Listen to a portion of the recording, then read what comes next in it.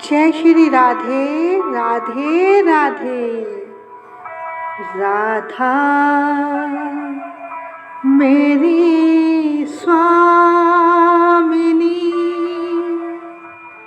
और मैं राधा जी को दास। जन्म जन्म मोहे दीजियो श्री वृंदावन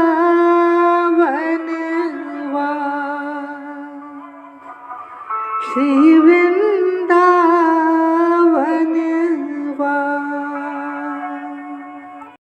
बोलिए पुरुषोत्तम मास की जय, वृंदावन बिहारी लाल की जय। जय जय श्री राधे, जय जय श्री राधे, जय जय श्री राधे। निताई गौर हरि बोल। यहाँ पर बैठे सभी प्रभु प्रेमियों को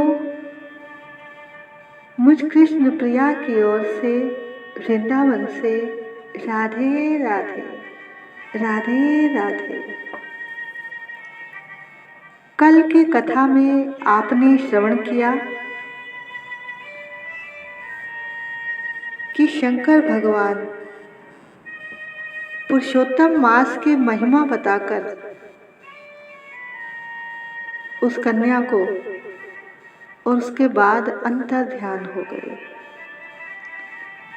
अब शिव के अंतर ध्यान होने से वह कन्या चिंतित हो गई, भयभीत होकर आंखों में आंसू भरकर रोने लगी और सोचने लगी कि जिस मल मास की मैंने निंदा की है, स्वयं शंकर जी ने भी उसकी प्रशंसा की है। अरे ये तो मुझसे बड़ा भारी अपराध हो गया है। और ऐसा विचार करके वह कन्या मन ही मन पश्चाताप करने लगी और वह जब तक जीवित रही तब तक भगवान कृष्ण की पूजा करती रही और पश्चाताप करती रही अपने अपराधों का। और अपनी आयु पूरी होने पर उसने शरीर त्याग दिया। उसी समय ध्रुपद राजा ने एक यज्ञ प्रारंभ किया संतान प्राप्ति के लिए, क्योंकि उसकी कोई संतान नहीं थी। तभी उसी यज्ञ कुंड से एक कन्या प्रकट हुई। वही कन्या मेधावी ऋषि की पुत्री थी, जो पहले जन्म में पुरुषोत्तम मास का अपराध कर चुकी थी। और शंकर जी ने जिसे 5 पतियों का वरदान दिया था, यही कन्या आगे चलकर इस जन्म में द्रौपदी बनी। तब अर्जुन ने मछली की आंख बींधकर द्रौपदी से स्वयंवर किया था। यही 5 पांडवों की पत्नी हुई। पुरुषोत्तम मास के पिछले जन्म में अनादर करने की वजह से इस जन्म में दुष्ट दुशासन ने इनके बालों को खींचा। भगवान ये कथा पांडवों और द्रौपदी को सुना रहे हैं। जब उन्होंने पूछा कि प्रभु हम पर ये कष्ट क्यों आ रहे हैं, तब कृष्ण भगवान ने बताया, तुम इस जन्म में पूर्व जन्म के प्रारब्ध की वजह से और पुरुषोत्तम मास का अपमान करने की वजह से इतना कष्ट पा रहे हो। वो द्रौपदी के पूर्व जन्म की कथा उन्हें सुना रहे हैं और बता रहे हैं कि इस जन्म में जब द्रौपदी का भरी सभा में चीर हरण हो रहा था, तब उसने सच्चे हृदय से मुझे पुकारा, मुझे याद किया।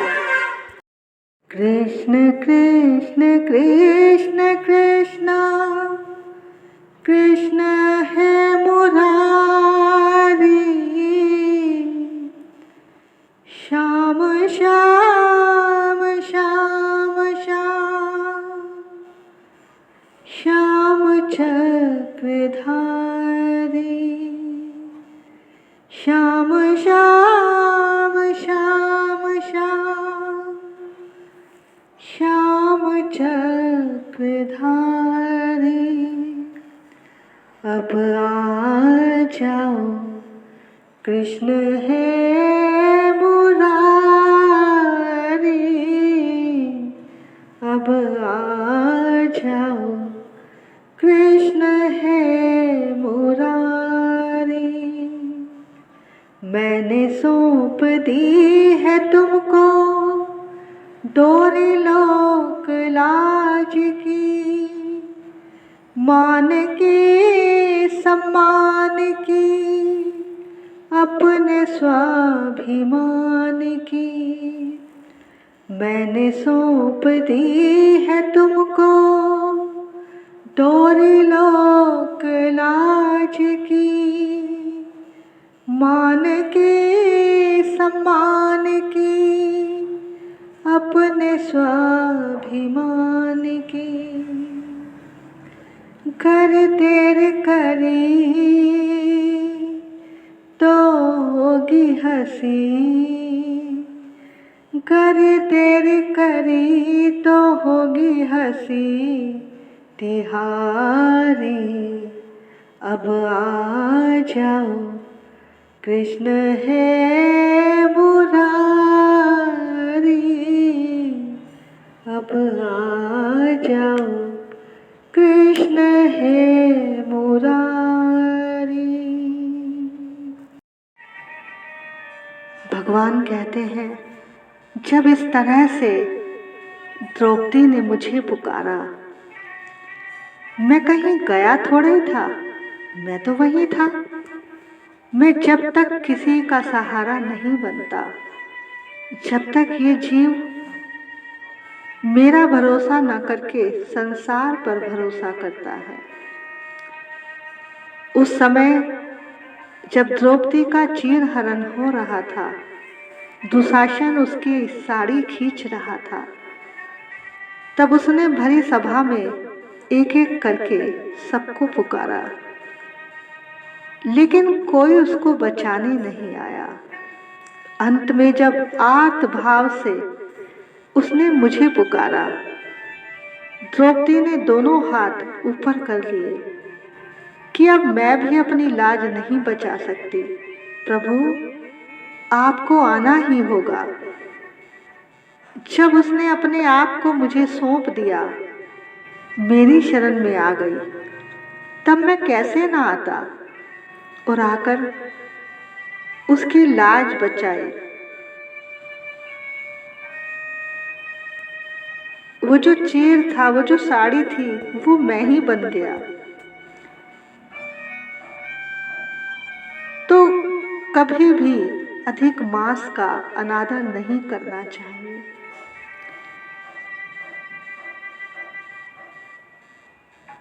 ये ऋषियों देवताओं सबको पूजने योग्य मांस है, जो भगवान का अति प्यारा है। इसकी पूजा संसार में सबको करनी चाहिए। इसमें हर मनोकामना पूर्ण होती है। जो इसका नियम से पालन करते हैं, तब भगवान ने कहा, अब तुम्हारा अच्छा समय भी आएगा। तुम नियम से पुरुषोत्तम मास में व्रत करना और पूजा करना, सब विधि विधान से करना। ऐसा पांडवों को समझाकर भगवान कहने लगे, अब मेरा द्वारका जाने का समय आ गया है। और भगवान द्वारिका चले गए। तब पांडव वहां से तीर्थ स्थानों पर जाकर तप करते हुए अपना समय बिताने लगे। तब युधिष्ठिर जी ने अपने भाइयों और द्रौपदी को बुलाकर कहा कि आप सबने पुरुषोत्तम मास का महत्व सब स्वयं भगवान कृष्ण के मुखारविंद से सुना है। हम सब कितने भाग्यशाली हैं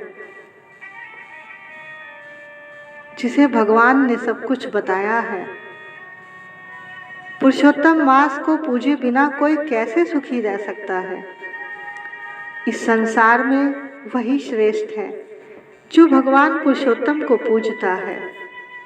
हम सब पर उनकी बहुत कृपा हुई है जो कृष्ण ने अपने इस पुरुषोत्तम मास की महिमा हमें बताई और हमारे ऊपर आए दुख और संकटों को दूर करने का उपाय बताया। इस तरह से जब पुरुषोत्तम मास आया तब पांडवों और द्रौपदी ने पुरुषोत्तम मास का विधि से नियम से उसका पालन किया। सुबह सुबह सब उठ जाते और नदी में स्नान करते, व्रत रखते, एक समय भोजन करते और सारा दिन हरि चर्चा करते और रात को सब भूमि पर शयन करते। इसके बाद पुरुषोत्तम मास की कृपा से उन्होंने महाभारत के युद्ध को जीता और उन्हें दोबारा से राज्य की प्राप्ति हुई। हे नारद, पुरुषोत्तम मास का बड़ा महात्म है। इसको नियम से करने से सब परेशानियां दूर हो जाती हैं, हर मनोकामना पूर्ण होती है। इस महीने में भगवान शिव और भगवान कृष्ण की पूजा जरूर करनी चाहिए। इसी तरह दृढ़धन्वा नामक राजा ने भी पुरुषोत्तम मास के नियमों का पालन किया। तब ऋषियों ने पूछा, सूर्य दृढ़धन्वा कौन था? इसने कैसे भगवान की पूजा की अधिक मास में, ये बताइए। तो 12वां अध्याय यहीं पर समाप्त होता है। आगे की कथा हम कल 13वें अध्याय में बताएंगे। बोलिए पुरुषोत्तम मास की जय, विष्णु भगवान की जय। जय जय श्री राधे, जय जय श्री राधे, जय जय श्री राधे। निताय गौर हरि बोल। वृंदावन धाम की जय।